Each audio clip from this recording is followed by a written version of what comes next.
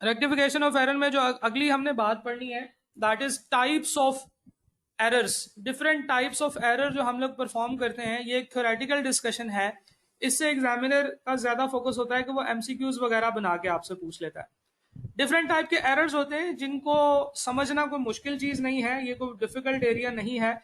बस हम इसको टच करेंगे, आई एम श्योर कि आपका इसमें कोई मसला नहीं होगा। Errors of omission, errors of omission के बारे में हम लोगों ने बात की है कि ओमिशन का मतलब होता है मिस करना। आप देखें ओमिशन के अंदर मिस का वर्ड है, ठीक है जी, कि आप जब कोई ट्रांजेक्शन ऑल टुगेदर बिल्कुल ही मिस कर देते हैं, उस एरर को हम लोग एरर ऑफ ओमिशन कहते हैं, ठीक है जी। There is another error which is called error of transposition. Transposition error एक ऐसे एरर को कहते हैं जिसमें आपने अमाउंट जो है जब आपने वो लिखी तो उसमें कुछ ही पोजीशन को आगे पीछे कर दिया, ठीक है। मिसिंग के अंदर आप मिस कर रहे होते हैं, ओमिशन कर रहे होते हैं। ट्रांसपोजिशन के अंदर आप किसी ना अमाउंट की जो पोजीशन है उसको खराब कर देते हैं। फॉर एग्जाम्पल आपने एंट्री करनी थी 5771 से, तो आपने 5717 से एंट्री कर दी, ठीक है। आपने कोई एंट्री की अमाउंट के अंदर पोजीशंस उनकी आपस में चेंज कर दी, हम इस एरर को एरर ऑफ ट्रांसपोजिशन कहते हैं, ठीक है जी। सिमिलरली एरर ऑफ कमीशन और एरर ऑफ प्रिंसिपल, ये दो सेम तरह के एरर्स होते हैं। यानी कि हम लोगों ने एरर कर दिया है, हम लोगों ने गलत अकाउंट में एंट्री कर दी है, ठीक है, लेकिन अकाउंट टाइप या मेन अकाउंटिंग हेड सेम है। मेन अकाउंटिंग हेड कितने होते हैं? 5 होते हैं। क्या क्या? डेट अपना एसेट्स, लायबिलिटीज, कैपिटल, एक्सपेंसेस और इनकम, ये 5 मेन हेड्स होते हैं। अगर आपने मेन अकाउंट टाइप सेम रखा है या उसके अंदर जो सब क्लासिफिकेशंस होती हैं जैसे डेटर्स है, तो डेटर्स के अंदर ही आपने एंट्री कर दिया लेकिन किसी और बंदे के अकाउंट में एंट्री कर दिया है, तो that entry is called error of commission. लेकिन अगर आपने मेन हेड ऑफ अकाउंट ही गलत रिकॉर्ड कर दिया तो that error is called error of principle. इसकी मैं एक एग्जांपल लेता हूं फिर आपको समझ आएगी। आपने परचेजेस की हैं ऑन कैश, आपने क्या परचेज किया? आपने कंप्यूटर परचेज किया है। कंप्यूटर आपका एसेट होता है, या आपने परचेज किया था 10,000 रुपए का। चले इसको फिगर को थोड़ा सा चेंज करते हैं। आपने कंप्यूटर परचेज किया था 696,000 का, 696,000 का, 6,96,000 का आपने कंप्यूटर परचेज किया था। अच्छा, अगर आप एक एंट्री करते हैं, आप एंट्री की ऐसे परफॉर्म कर देते हैं, आप कहते हैं जनाब एसेट इक्विपमेंट अकाउंट डेबिट और कैश अकाउंट क्रेडिट 696,000 से, तो आपने यहां पे एक एरर परफॉर्म किया है। और वो एरर क्या है कि आपने एंट्री कर दी, मेन अकाउंटिंग हेड सेम था लेकिन आगे इक्विपमेंट के अकाउंट में आपने एंट्री कर दी, हालांकि आपने तो कंप्यूटर परचेज किया था। So this error is called error of commission. लेकिन अगर हम एंट्री करते हैं purchase account debit and cash account credit, तो this error is called error of principle, right. ये एरर आपने एरर ऑफ प्रिंसिपल कर दिया है, आपने मेन अकाउंटिंग हेड ही चेंज कर दिया है। एसेट में एंट्री करनी थी, आपने परचेजेस में एंट्री कर दी। परचेज जो कि आपका ट्रेडिंग अकाउंट होता है, यानी कि जिसमें आप लोग, जिसको आप इनकम स्टेटमेंट के अंदर लिखते हैं, वो वाले अकाउंट में आपने एंट्री कर दी। अच्छा, जरा गौर से देख के मुझे बताइएगा कि लेट सपोज कि अगर हम लोग इसकी एंट्री कुछ इस तरीके से करते हैं, purchase account debit, bank account credit by amount 669,000 से, क्या आप मुझे बता सकते हैं कि ये कौन सा एरर है? सबसे पहली चीज तो ये देखें कि फिगर्स जो हैं वो चेंज हो गई हैं। एग्जैक्ट फिगर जो थी वो थी 696,000, आपने रिकॉर्डिंग किया 669,000 से। तो सबसे पहले तो हमने एरर ऑफ ट्रांसपोजिशन इसमें किया है, ठीक है। तो ये जो अमाउंट्स है इसमें हमने एरर ऑफ ट्रांसपोजिशन किया है। तो एक ही एंट्री के अंदर एक से ज्यादा एरर्स भी हो सकते हैं। हम लोगों ने जब डेबिट करने लगे थे तो हमने डेबिट करना था एसेट को, हमने डेबिट कर दिया परचेज अकाउंट को। तो ये क्या है, ये आपने मेन अकाउंटिंग हेड की गलती की है, एरर ऑफ प्रिंसिपल किया है। तो जनाब एरर ऑफ प्रिंसिपल भी इस एंट्री के अंदर हुआ है। अगर आप और भी एक चीज गौर से देखें तो आपने कैश अकाउंट को क्रेडिट करना था, आपने बैंक को क्रेडिट कर दिया है। आपने एक सेम हेड में रहते हुए एक और गलती भी की है, यानी कि आपने एरर ऑफ कमीशन भी किया है इस एंट्री के अंदर। आपने कैश को क्रेडिट करना था, आपने बैंक को क्रेडिट कर दिया है। तो इस एंट्री में 3 गलतियां हुई हैं। एक से ज्यादा गलतियां भी एंट्री में हो सकती हैं, ठीक है, और उसमें और भी इश्यूज आ सकते हैं। बहरहाल ये जरूरी नहीं है कि सिर्फ एक एंट्री में एक ही इशू होगा। जो मर्जी इशू हो एंट्री में, जितना मर्जी प्रॉब्लम हो, आपने एक ही काम करना है, वो हमारे 3 स्टेप्स को फॉलो करना है। Step number 1, wrong entry identify करें। Step number 2, correct entry identify करें। स्टेप नंबर 3, उनको कंबाइन कर दें। कोई भी बड़े से बड़ा, मुश्किल से मुश्किल सवाल भी आपका इसी पॉलिसी को, इसी अप्रोच को फॉलो करते हुए हो जाएगा। जैसे मैंने पहले बताया कि शुरू में आपको लगेगा कि ये स्लो चल रहा है काम और ये एग्जाम में नहीं हो सकेगा, लेकिन एक सर्टेन प्रैक्टिस करने के बाद ये चीज इंशाल्लाह आपकी इतनी असबर हो जाएगी कि आप रेक्टिफिकेशन ऑफ एरर का क्वेश्चन बहुत इजीली सॉल्व कर पाएंगे। लेकिन अगर आप शॉर्टकट में और टोटकों में और खास तौर पे सॉल्यूशंस को देख के समझने की कोशिश करेंगे, आई कैप का सॉल्यूशन देख के समझने की कोशिश नहीं करनी आपने। कुछ एरर्स ऐसे होते हैं जिनका डेबिट और क्रेडिट इफेक्ट सेम होता है। फॉर एग्जांपल, हम लोगों ने एक एंट्री की, हम लोगों ने बैंक को डेबिट किया और कैश को क्रेडिट किया, मींस के हमने कैश में से निकाल के बैंक में पैसे दिए 69,000 और 69,000। This is a type of entry जिसका डेबिट और क्रेडिट इफेक्ट बराबर है। तो एक ऐसी एंट्री जिसका डेबिट और क्रेडिट इफेक्ट दोनों आ चुके हैं और इक्वल हैं, ऐसे एरर्स होते हैं जिनकी वजह से हमारा ट्रायल बैलेंस के ऊपर कोई फर्क नहीं पड़ता। ट्रायल बैलेंस की अमाउंट गलत हो जाती है, लेकिन वो ट्रायल बैलेंस टैली ही रहता है, ठीक है जी। और हम लोग कहते हैं कि जी अगर ट्रायल बैलेंस टैली है तो इसका मतलब है सारी चीजें हमने ठीक की हैं।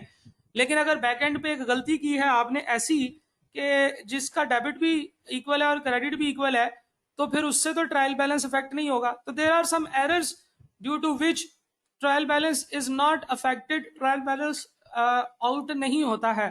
इस तरह के एरर्स को एग्जामिनर पूछता है कि बताएं कि कौन कौन से एरर्स हैं। For example, error of omission, double omission, यानी कि हम ये एंट्री पूरी की पूरी परफॉर्म ना ही करें, बिल्कुल ना करें, इस एंट्री को भूल जाएं, तो उससे क्या होगा, हमारे ट्रायल बैलेंस जो है वो टैली ही रहेगा, वो आउट नहीं होगा। ट्रायल बैलेंस कब आउट होगा? आउट होने से क्या मुराद है? आउट होने से मुराद है कि ट्रायल बैलेंस के डेबिट साइड का टोटल और क्रेडिट साइड का टोटल जो है वो एक दूसरे के इक्वल ना हो। इसको हम कहते हैं कि ट्रायल बैलेंस आउट हो गया है। तो अगर ट्रायल बैलेंस आउट होगा तो वो तभी होगा कि जब आप कोई एक ऐसी एंट्री परफॉर्म करेंगे जिसका डेबिट और क्रेडिट इक्वल नहीं होंगे, ठीक है। तो एग्जामिनर आपसे पूछ सकता है बताएं इनमें से कौन से एरर्स हैं जिनकी वजह से आपका ट्रायल बैलेंस टैली नहीं होगा। तो हम लोग उसमें फिर वो ये देखेंगे कि वो वाले तमाम एरर्स जिनमें एंट्रीज इक्वल हैं उनसे हमारा ट्रायल बैलेंस टैली हो जाएगा, और वो तमाम एरर्स जिनमें एंट्री आपने डिफरेंट अमाउंट से की है, या कोई डेबिट पोस्ट कर दिया है क्रेडिट पोस्ट नहीं किया, कोई डेबिट में गलती कर दी क्रेडिट में नहीं की, या क्रेडिट साइड पे उस एंट्री के हमने गलती कर दी और डेबिट में नहीं की है, तो दीज आर द आइटम्स जिनकी वजह से हमारा ट्रायल बैलेंस आउट होता है। खैर, हम पहले वो बात करते हैं, errors not highlighted in trial balance, error of omission, transposition, double transposition error कर दिया हमने। डेबिट साइड पे भी अमाउंट गलत लिख दी, 696,000 लिखनी थी, जैसे अभी हमने से पहले एग्जांपल देखी, तो हमने एंट्री के अंदर 669,000 लिख दी और क्रेडिट साइड पे भी 669,000 लिख दिया, ठीक है जी। तो दीज आर द एरर्स जिनसे हमारा ट्रायल बैलेंस आउट नहीं होता है। Error of commission, error of commission में हम लोग एंट्री परफॉर्म कर देते हैं, हाँ हमने गलत जगह पे एंट्री परफॉर्म की है, लेकिन डेबिट और क्रेडिट दोनों ठीक किए हैं, इसको हम लोग कहते हैं कि दीज आर द एरर्स जिनसे ट्रायल बैलेंस आउट नहीं होता है। सिमिलरली एरर ऑफ प्रिंसिपल भी, हम गलत अकाउंट में एंट्री कराए हैं लेकिन काम हम ठीक करके आए, ठीक है।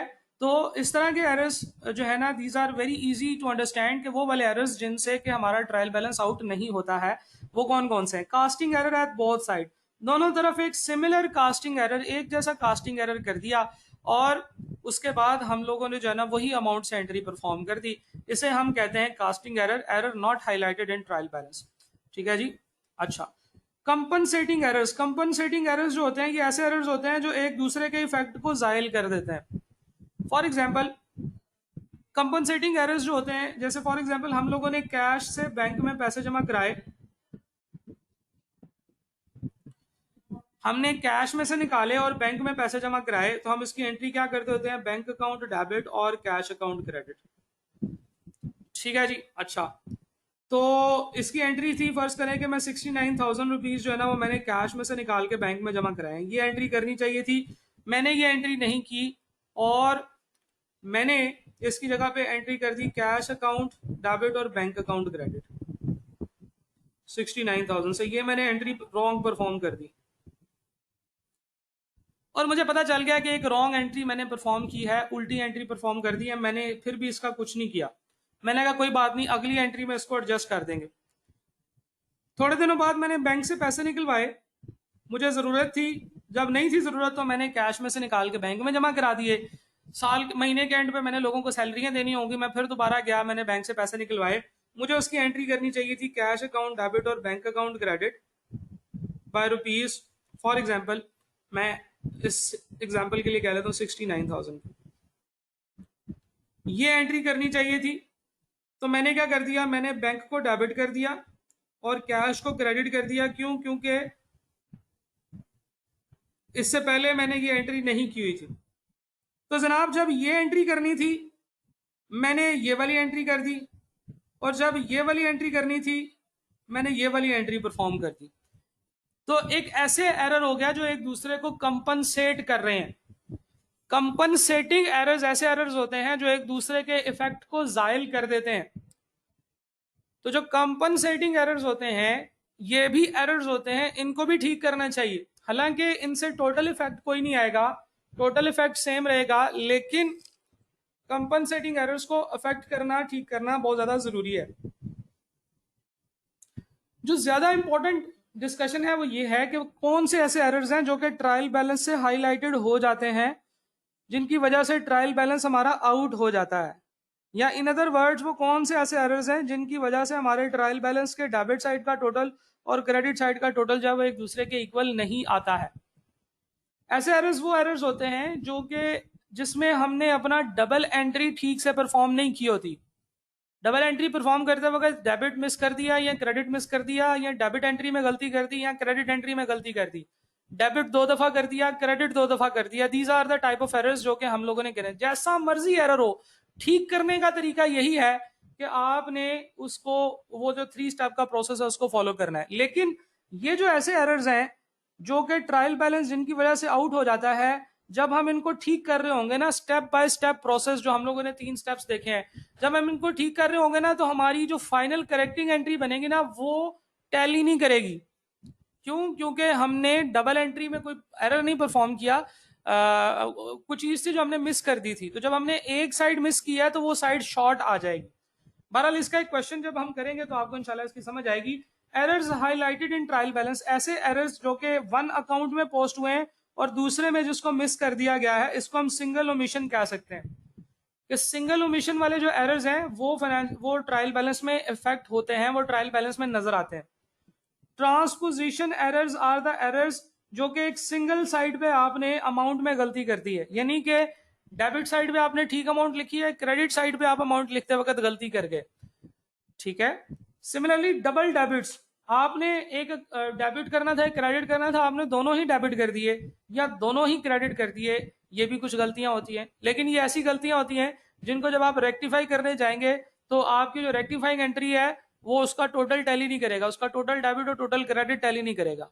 तो जनाब रूल बहुत सिंपल है कि तीनों स्टेप्स फॉलो करें, और अगर तीसरे स्टेप को करते हुए अगर आपकी कोई चीज मिसिंग हो रही है तो आप सस्पेंस अकाउंट में डाल दें। ठीक है, लेकिन ये जरूर देख लें कि वाकई सस्पेंस अकाउंट में जाना चाहिए, आप तो नहीं कोई चीज मिस कर रहे। ठीक है, आप तो नहीं कोई एंट्री मिस कर रहे। अगर आप कोई एंट्री मिस कर रहे हैं और वो आप सस्पेंस अकाउंट में डालेंगे तो फिर गलत हो जाएगा। लेकिन सस्पेंस अकाउंट का कॉन्सेप्ट इज वेरी इजी कि आप जब इस तरह के एरर्स करते हैं, एक साइड पे गलती कर दी, एक साइड पे ट्रांसपोजिशन एरर कर दिया, एक साइड पे एंट्री ही नहीं की, डबल डेबिट या डबल क्रेडिट। ठीक है, तो टेक्निकली स्पीकिंग ये जो सिंगल ओमिशन होती है, this is actually double debit और डबल क्रेडिट, एक साइड पे मिस कर दिया और वो भी डेबिट या क्रेडिट ही कर दिया। Casting error at one side, एक ही साइड पे कास्टिंग एरर कर दिया, ठीक है जी। So these are the different type of question, different type of errors जिनको हमने डिस्कस किया। सॉल्व करने का तरीका वही है। अब अगर एक बच्चा मुझे ये कहेगा कि सर वो वाली चीज रिपीट कर दें, तो पहली चीज तो मैं उसको ये कहूंगा कि यार रिवीजन क्लासेस है, रिवीजन क्लासेस में भी अगर चीजें आप मुझे रिपीट करने का कहेंगे तो ये बड़े अफसोस की बात है, क्योंकि हमने 15 घंटों में अपना सिलेबस पूरा कवर करना है। आपकी जो चीज मिस हो गई है, आपको रिकॉर्डिंग इस सेशन की मिलेगी, आप वहां से जाकर वो रिकॉर्डिंग देख लीजिएगा। फिर एक स्टूडेंट का क्वेश्चन है सर मतलब कि जिसमें एरर है वो करके दिखा दें, यानी सॉल्व करके दिखा दें। तो मेरा भाई, अभी हमने एक पूरा सवाल किया है, मेरा ख्याल है आपने लेट ज्वाइन किया था, पूरा एक सवाल किया है, और उसके बाद मैंने आपको आई कैप का सबसे बड़ा और सबसे मुश्किल सवाल, उसकी रिकॉर्डिंग्स भी बता दी हैं कि स्काई इलेक्ट्रॉनिक्स वाले क्वेश्चन की रिकॉर्डिंग वेबसाइट पे अवेलेबल है। वो तकरीबन 1.5 घंटे में मैंने सवाल, 1.5 घंटा तो नहीं, तकरीबन 40-50 मिनट में वो सवाल हमने सॉल्व किया है। तो वो जाके वहां से आपने देखनी है। सारा कुछ क्लास में करवाऊंगा तो नहीं हो सकेगा सिलेबस, ये बात हमने कल भी की थी, ठीक है। अगर आप ये क्लासेस लेना चाहते हैं तो रेगुलरली क्लासेस लें, ताकि आपको इस क्लास का पूरा जो एनवायरनमेंट है, जो इसका माइंडसेट है, जो इस क्लास की जो फिलॉसफी है, जो अप्रोच है, वो आपको समझ आए, ठीक है। तो अगली चीज ये है कि आपको अगर कोई चीज अगर समझ नहीं आ रही तो आप उसकी रिकॉर्डिंग बाद में देख सकते हैं। क्लास को जो है ना वो आप इस तरह से एक एक बच्चा रोकेगा, तो मैं क्योंकि एक overall all over the Pakistan different बच्चों के लिए सेशन कर रहा हूँ, मैं सिर्फ अपनी क्लास के बच्चों के लिए सेशन नहीं कर रहा जिनके बारे में मुझे पता है कि यार इनको मैंने क्या पढ़ाया हुआ क्या नहीं पढ़ाया हुआ। अब हर बच्चा जो है ना वो डिफरेंट लेवल ऑफ इंटेलेक्ट पे बैठा हुआ है, तो मैं एक सर्टेन लेवल का स्टैंडर्डाइज कंटेंट आपकी तरफ थ्रो करूंगा, आपको पूरा का पूरा कंटेंट एक्सप्लेन करने की कोशिश करूंगा। कुछ लोगों को ये चीजें ऑलरेडी आती होंगी, लेकिन फिर भी वो क्लास ले रहे होंगे, क्यों? क्योंकि उनको समझ आने की समझने के लिए वो कर रहे हैं। तो थोड़ा सा समझना होगा कि आपको पर्सनलाइज्ड लेवल पे मैं उतनी सर्विसेज प्रोवाइड नहीं कर सकता। मैंने एक स्टैंडर्डाइज्ड सर्विसेज सोल्यूशन देना है, जो मेरे ख्याल से इस टाइम पीरियड में एक एवरेज बच्चे के लिए जरूरी है, जिसने के पहले क्लासेस पढ़ी भी हुई हैं, ठीक है। अगर आप में से कोई ऐसा बच्चा है जिसने इससे पहले क्लासेस नहीं पढ़ी हुई हैं और वो for the very first time आ रहा है, तो उसको एक दिक्कत फील होगी। वो लोग जिन्होंने पढ़ा हुआ है, ये मैं उनको रिवाइज करा रहा हूँ, रिवीजन होती ही उन लोगों की है जिन्होंने पहले पढ़ा होता है, ठीक है। तो जरा थोड़ा सा इस चीज को समझने की जरूरत है। एक क्वेश्चन है सर अगर नॉन करंट एसेट्स को की एंट्री करंट एसेट में है तो तब भी एरर ऑफ कमीशन है? नहीं, ये एरर ऑफ प्रिंसिपल होगा, ठीक है। देखिए, एरर ऑफ प्रिंसिपल हो या एरर ऑफ कमीशन हो, इन दोनों में बड़ी थिन लाइन है। नॉर्मली जो रूल है वो ये है कि अगर आप हेड ही चेंज कर देते हैं तो वो गलती होगा। जैसे फॉर एग्जांपल, अगर आपने इन्वेंट्री परचेज किया है और आप उसको एसेट में डाल देते हैं कि मैंने एसेट परचेज किया है, this should be called an error of principle. आपने बड़ा एरर किया है। हाँ, आपने एसेट परचेज किया और कोई और एसेट परचेज में एंट्री कर दिया, that is error of commission. हम लोग बात कर रहे हैं ऐसे एरर्स जिनकी वजह से हमारा ट्रायल बैलेंस आउट हो जाता है। तो ऐसे तमाम एरर्स, गौर से सुन लीजिएगा, बड़ी इंपॉर्टेंट बात है क्योंकि बच्चे सस्पेंस अकाउंट में बहुत फंसते हैं। ऐसे तमाम एरर्स जिनकी वजह से हमारा ट्रायल बैलेंस आउट होता है, इन तमाम एरर्स की वजह से एक चीज अराइज होती है। जब हमारा ट्रायल बैलेंस आउट होता है तो सस्पेंस अकाउंट अराइज होता है। वाह जी वाह। ये वो पहली कोटेशन है जो आपने याद रखनी है कि जब ट्रायल बैलेंस आउट होता है तो सस्पेंस अकाउंट अराइज होता है। आप लोगों ने वो तमाम एरर्स जिनकी वजह से हमारा ट्रायल बैलेंस आउट होता है, जो यहाँ पे देखें, उन सारों को अगर आप कहीं पे देखें तो आप लोगों ने क्या करना है कि आपको ये समझ आ जानी चाहिए कि इसके साथ साथ एक सस्पेंस अकाउंट एक इन्वॉल्व हो जाएगा। अब सस्पेंस अकाउंट क्या होता है? That is a very easy account, that is something जिसमें हम लोग अपना तमाम ट्रायल बैलेंस का डिफरेंस ट्रांसफर कर देते हैं। तो जो दूसरा रूल है वो ये है कि जनाब आप अपना ट्रायल बैलेंस देखें, ट्रायल बैलेंस की जो शॉर्ट साइड होगी वो जितनी शॉर्ट है उतना हमारा सस्पेंस अकाउंट का ओपनिंग होगा। सबसे पहले तो हम सस्पेंस अकाउंट की बात करते हैं। Suspense account is an account के जिसमें वो एंट्रीज आती हैं which are suspended right now, जिनके बारे में, या चले ऐसे बात कर लेते हैं, जिनके बारे में हमें सस्पेंस है कि ये कहां से आया। तो सस्पेंस अकाउंट का ओपनिंग बैलेंस होगा उस साइड का जो आपकी ट्रायल बैलेंस की साइड शॉर्ट है। फॉर एग्जाम्पल, अगर आपके डेबिट साइड टोटल आ रहा है ट्रायल बैलेंस का 60,000 और क्रेडिट साइड का टोटल आ रहा है 62,000, तो डेबिट साइड इसकी शॉर्ट है, तो इसका ओपनिंग बैलेंस डेबिट साइड पे आएगा। कितना ओपनिंग बैलेंस आएगा? जितनी डेबिट साइड शॉर्ट है 2000 का इसका ओपनिंग बैलेंस यहाँ पे आ जाएगा। This is important to understand. Second rule is, पहला रूल क्या था? अगर ट्रायल बैलेंस आउट होगा तो सस्पेंस अकाउंट इन होगा, ठीक है ना, आउट और इन, इस तरह से याद कर लें। अच्छा, दूसरी चीज, जितने से ट्रायल बैलेंस आउट है उतने से सस्पेंस अकाउंट इन होगा। जो साइड शॉर्ट है उस साइड पे ओपनिंग बैलेंस आएगा। अच्छा जी, उसके बाद आपने क्या करना है? उसके बाद वही 3 स्टेप प्रोसेस आप लेके चलेंगे। उन तमाम एंट्रीज के लिए जो आपको दी गई हैं उनके लिए आप 3 स्टेप प्रोसेस लेके चलेंगे। और 3 स्टेप प्रोसेस में स्टेप नंबर 1 क्या है? रॉन्ग एंट्री आइडेंटिफाई करना।